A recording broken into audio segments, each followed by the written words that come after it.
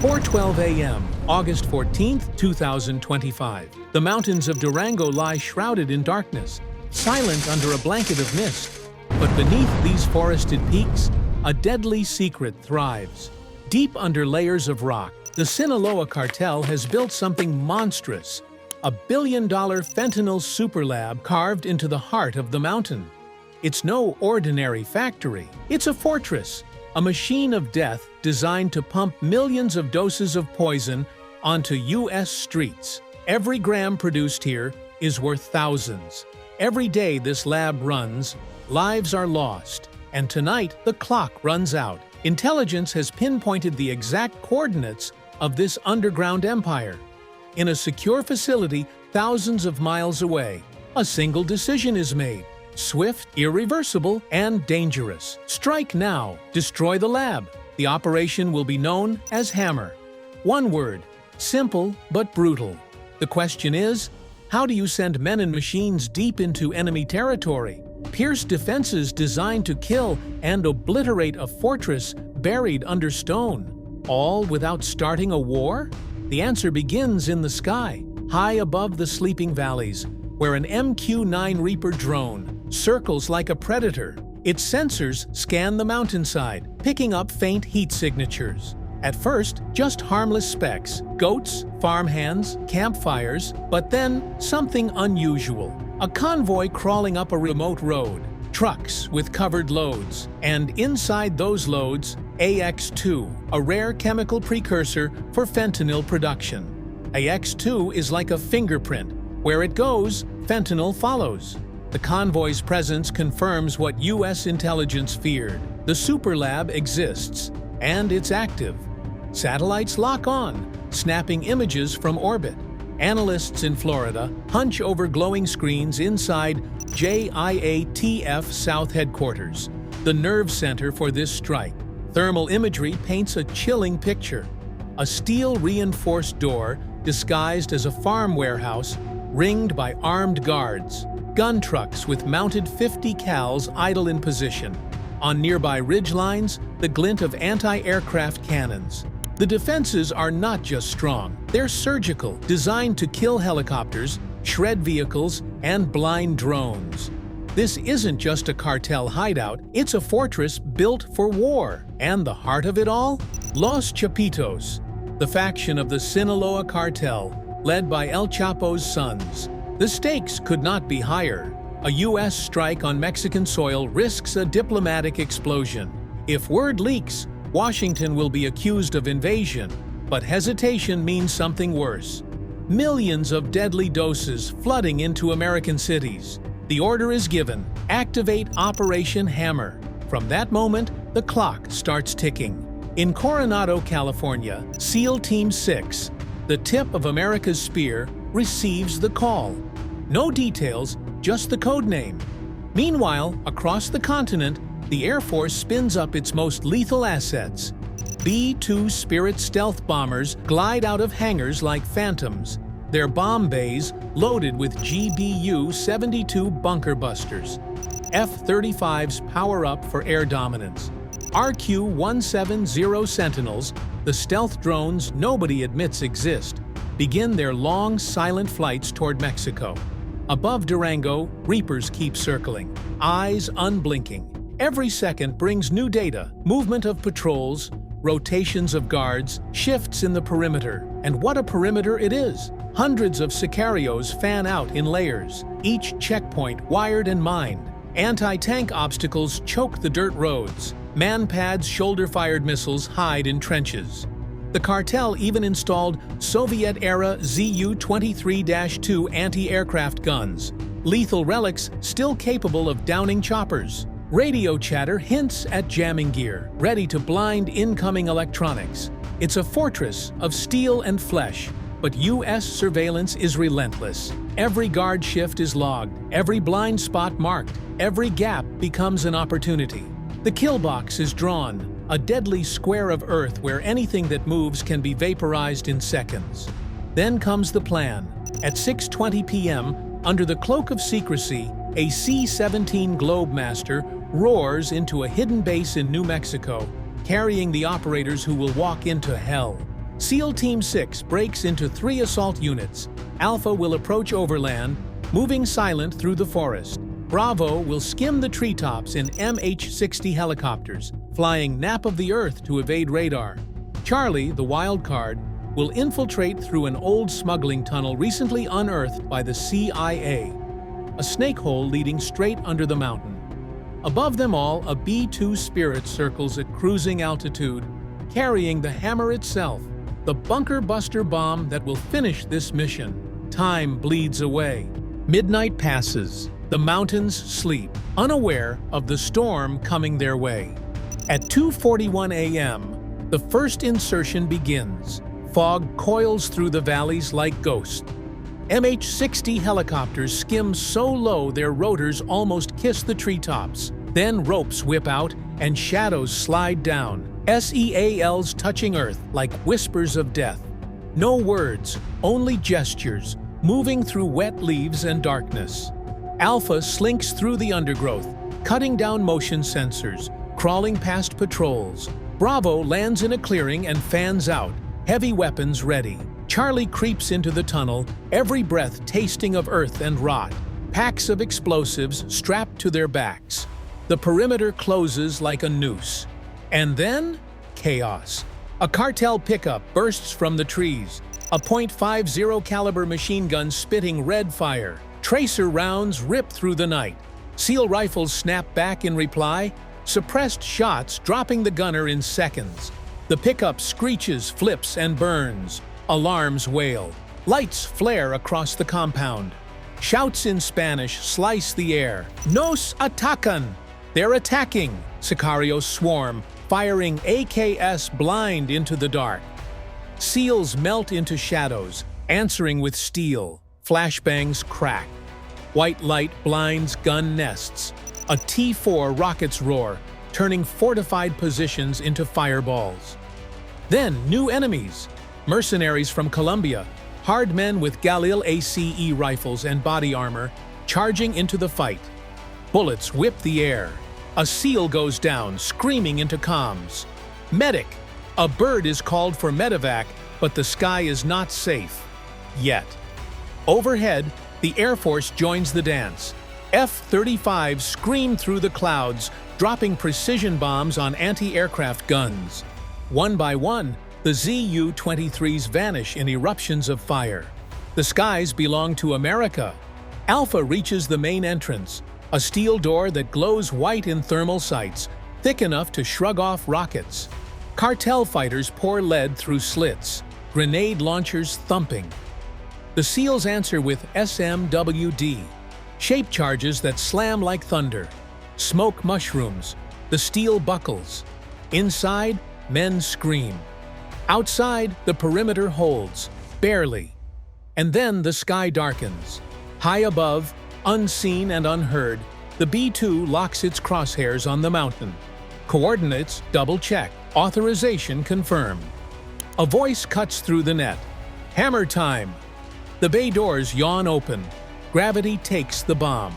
The GBU-72 plunges earthward, faster, faster, slicing through cloud and night like the judgment of gods. It hits. The mountain erupts. Not an explosion, a cataclysm. Stone liquefies. Air convulses. A roar older than war shakes the valley, sending birds screaming and trees bowing like worshippers. Boulders the size of trucks cartwheel through the dark. Fire vomits from the tunnel mouth. Smoke towers into the heavens. The billion-dollar lab is gone, smashed into molten ruin hundreds of feet below. In the silence after, only flames speak. SEALs crouch, stunned by the shockwave that punches their chests. For a heartbeat, the Earth itself seems to hold its breath. Then comms crackle. Objective neutralized. From orbit, a KH-11 satellite peers down, its glass eye confirming what no one will ever forget: total destruction. No survivors, no lab, no mercy. In Florida, the war room is still. Men who have seen everything sit speechless. On the screens, the mountain bleeds smoke like a dying god. Hammer has fallen, and its message is clear. No bunker, no fortress, no mountain is safe. By sunrise, SEAL Team 6 is ghosts again, vanishing into the mist, leaving behind nothing but smoke and scorched stone. In Durango's villages, farmers wake to a mountain split open, whispering of devils and thunder. Rumors spread like wildfire. A billion-dollar empire erased in a single night. Street prices for fentanyl spike by dawn.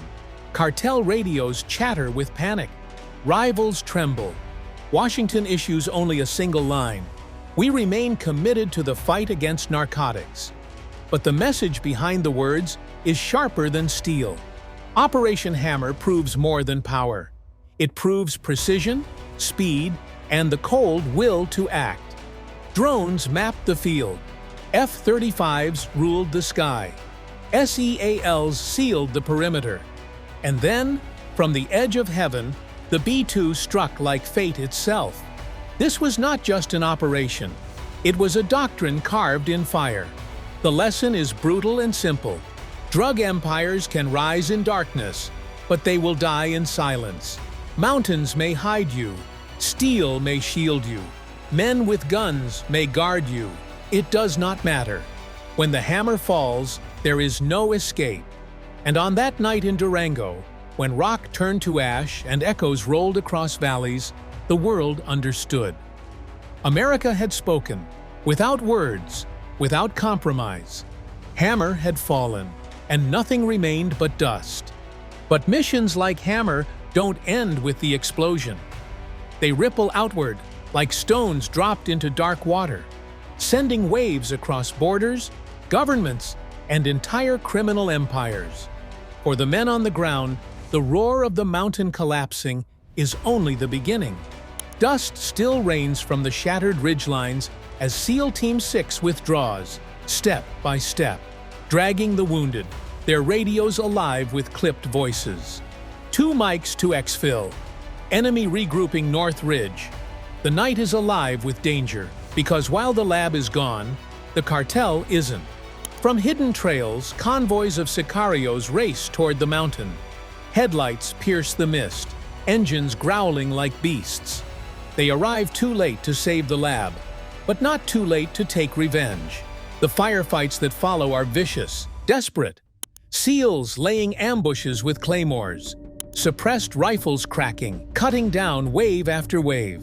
One squad of cartel fighters tries to flank through the smuggling tunnel, only to find it collapsed and spewing smoke like a volcano. Their screams vanish beneath the rubble.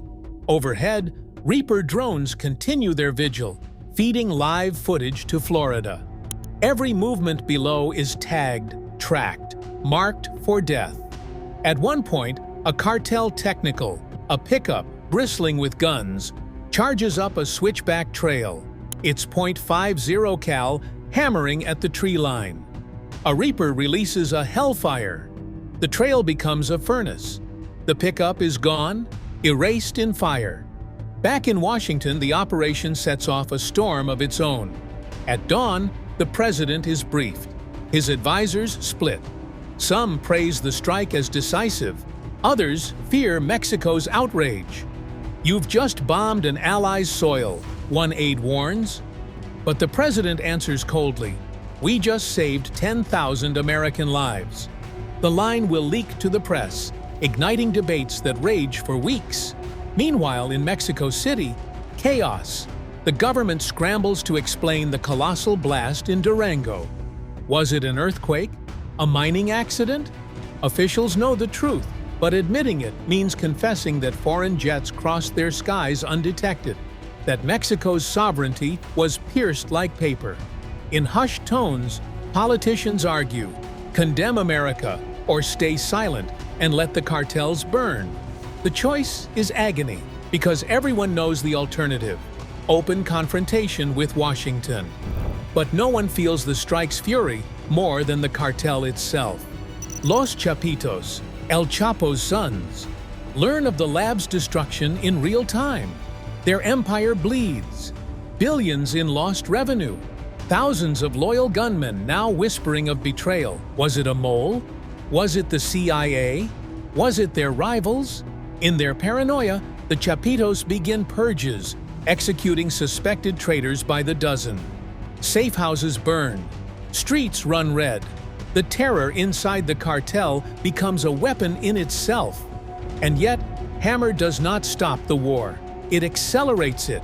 Within days, cartel enforcers retaliate, targeting U.S. consulates, DEA assets, even Mexican officials suspected of cooperating with Washington. Highways in Sonora choke with burning vehicles, messages scrawled in blood across their hoods. For every lab you destroy, we build 3 more. The fight becomes not just about fentanyl, but about pride, about survival, about revenge. Still, America's message remains clear. The age of safe havens is over. For decades, cartels built bunkers, tunnels, and fortresses, believing stone could shield them. Operation Hammer shattered that illusion.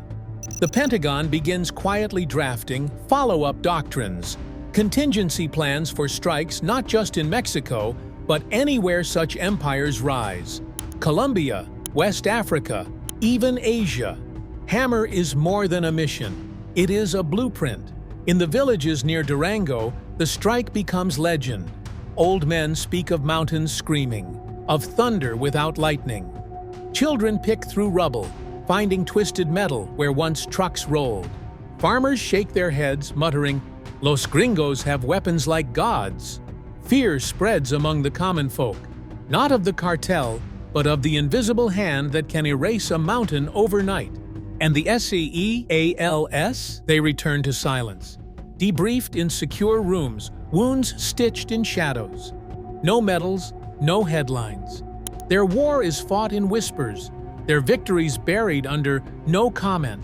But for those who were there, the memory of the mountain collapsing, the ground shuddering beneath their boots, will never leave.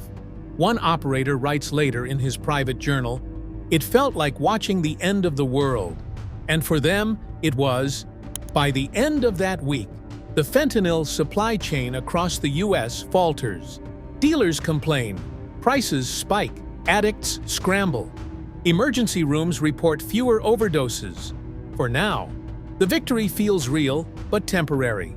Everyone knows the cartels adapt like weeds through concrete. One lab destroyed means another hidden deeper, smarter, colder. Hammer was a warning shot, not a final blow. And yet, the symbolism is undeniable. The cartel's message has always been that they are untouchable, that their money builds walls higher than any government can climb. Operation Hammer demolished that illusion. The walls can fall, the mountains can burn, the empire can bleed. As the smoke clears, the lesson becomes clear too. America is willing to go further than ever before.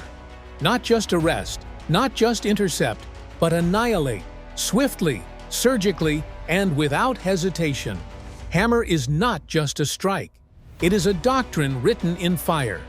A signal to every cartel, every trafficker, every empire of poison. You are not safe.